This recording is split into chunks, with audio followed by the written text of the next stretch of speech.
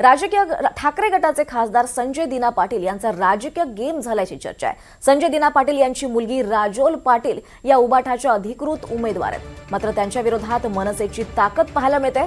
Bhandup ward क्रमांक 114 मधील निवडणूक नाट्यमय वळणावर आली आहे। मनसेतील बंडखोर उमेदवार अनिशा माजगावकर यांनी काल रात्री राज ठाकरेंची भेट घेतली आणि आपली अपक्ष उमेदवारी कायम ठेवली। ठाकरे बंधू युतीच्या जागा वाटपात हा वॉर्ड ठाकरेंच्या शिवसेनेकडे गेलाय। राजोल पाटील या इथे अधिकृत उमेदवार आहेत। मात्र गेल्या 4 दिवसांपासून राज ठाकरे भेटीसाठी आणि पाठिंब्यासाठी वेळ देत नसल्यानं संजय दिना पाटील हे अस्वस्थ आहेत। निवडणुकीत आपल्या मुलीचा पराभव करण्यासाठी डाव खेळला जात असल्याचा संजय दिना पाटील यांना संशय आहे। दरम्यान मनसे अंतर्गत स्थानिक कार्यकर्ते आणि पदाधिकाऱ्यांना अनिशा माजगावकर यांना मदत करण्याच्या सूचना आल्याची सूत्रांची माहिती आहे।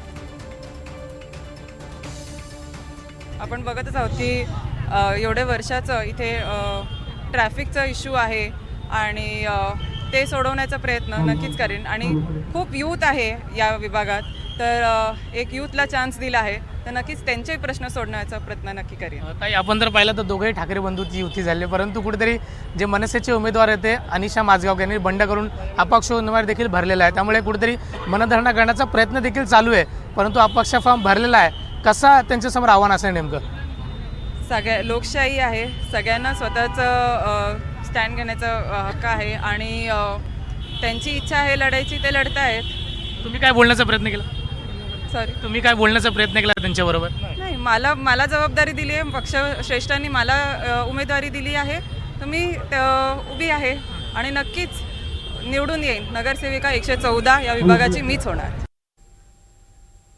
दरम्यान माजगावकर यांच्याशी बातचीत केली आमचे प्रतिनिधी रिजवान शेख यांनी। हो, माननीय राजसाहेबांनी म्हणजे प्रयत्न केलेले की हा वॉर्ड महाराष्ट्र नवनिर्माण सेनेला मिळावा।